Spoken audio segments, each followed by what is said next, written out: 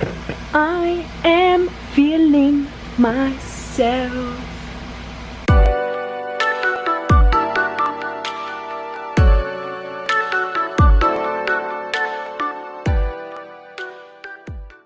What's good, y'all? Welcome back to my channel. Today we are testing, by the title of the video, Miss Juvias Lace Velvety Matte Foundation as well as the concealer. See my opinion and my first impressions, or if it's bueno or basura, and just keep on watching. But first, if you love watching a channel full of different and spontaneous content, then follow me along my journey and click that subscribe button down below and that bell too to see and notify you when I upload if y'all want. Also follow me on my social medias. I do post on Instagram and TikTok. They are at Maria's Lifestyle. If you guys want to see my first impressions on foundation and the concealer, then just keep on watching, and without further ado, let's get into the video. If you hear something in the background like a fan type of noise, it is because it is raining outside. It gets really humid in my room, especially downstairs in the basement, so I have to have that on so it won't be smelling like musty, dusty, busty, and crusty down here,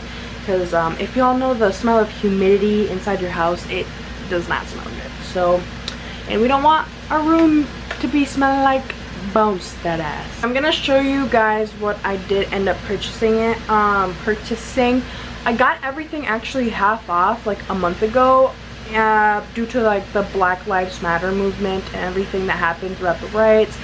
Juvia's place did have like a 50% off everything on their site. Like I said, I did order this a month ago, and I've never had so much problems to get my package as I did. I don't know what happened. I don't know if they just didn't process or my order got lost or what, but I did end up contacting them a few times. They sent me a tracking email, which was totally wrong. It said that my product would be delivered soon, and then it just sat there for like ever since like June 3rd. So then I kept emailing them back like, what is going on? My package hasn't moved. Did you guys give me a false link? Something like that. And I think I contacted them like 4 times, and finally yesterday my package came. So we're doing this video. That was my little rant, aka story time. Yeah, I never really had a problem with like any company like this before, but stuff happens. The pandemic happened, might have got lost, I don't know. But at the end of the day, I did end up getting my package. I paid $40 for everything. If it wasn't for the 50% off, everything would have been $80. I did get 2 foundations because I did not know what shade was gonna match me, and then a concealer, and then the brush. So starting off with the brush, it is super soft. It's like split down like that, which I don't know why, but it's like a kabuki brush, and it's angled, as you can see. So it's super soft. This was only $6. Original price is $12. So I should have ordered another one. I kind of regret doing that, but I just never really apply my foundation with brushes anymore like I used to. I just ordered one, and I was like, I'm just gonna try it out. I also did get a concealer. It looks like this. I really like how vibrant the packaging is. It's like an orange/coral-ish vibe. Juvia's place has always had like pretty good packaging in general. The concealer, y'all, it looks like this. Pretty sleek. I got the shade 18, but it's super thick. Like when you like grab it, I don't know if I can, let me see if I can compare it to something. Look at how thick this is, bruh.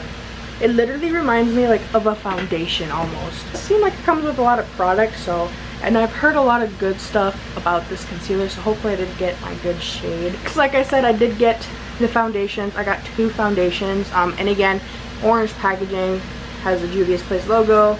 Mannequins right here. I think I'm gonna go for, I got the shade 430 and, or 5. I got the shades 530 and 540. I believe I'm gonna go in. One's called, I'm probably gonna butcher it, but one's called Ibiza, and the other one Giza, I think. So I already did put them on my hand, and I think I'm gonna go in and try 540 Giza one. Thing that I thought was kind of unique was the packaging. Everybody thought this packaging was unique. It looks like this, so It literally reminds me of like a lotion. So the brush original price is $12. I did get it for $6. The I Am Magic Concealer is $14 originally. I did get it for $7. And then the two foundations are originally $20 and I did get them for $10. So yeah, it does look like this.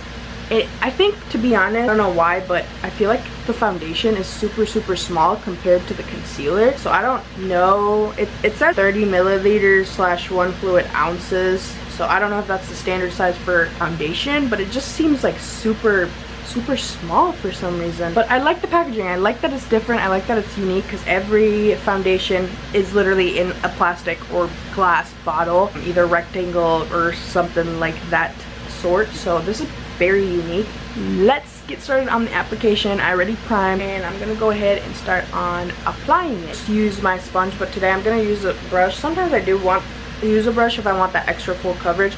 This brush is like huge, bro. Like, it's literally the size of my face. It feels so tiny in my hands compared to everything, and it feels a little bit expensive for the size that it is, so hopefully it'll last me a while.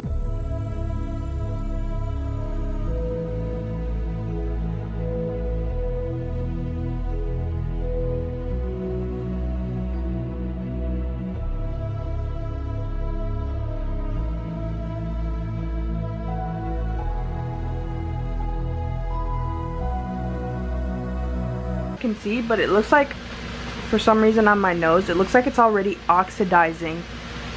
You see that versus how when I applied it. So it seems like it's oxidizing on my face. And if you guys don't know what oxidizing means, basically just like once you apply it on your face, it changes like color or the tone versus what it looked like when you applied it. It is a little bit light. The tones were kind of almost like very similar to each other, but this is not too far off from my actual skin tone. It's definitely medium to full coverage because as little as I did end up putting, it did cover my discoloration that I usually do have.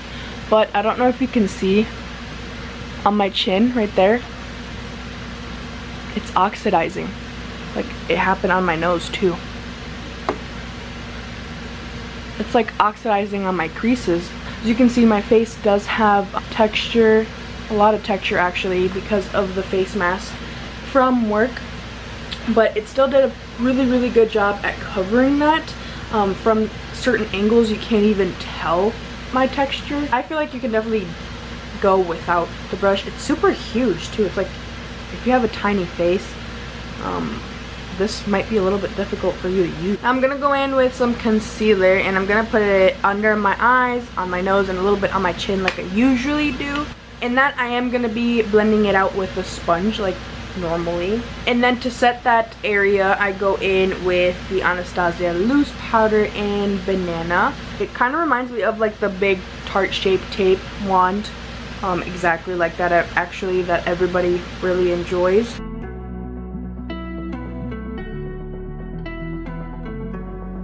Typically, like, going with concealers a little bit lighter, but on their website, I feel like the website like is kind of misleading on for the shades, because I was looking at them and this literally looked like it was the perfect shade, and it's like a little bit orange, more orange than my foundation. I don't know if the camera picks it up, but it's like super like an orange tone on my concealer. Usually my concealers aren't this tone.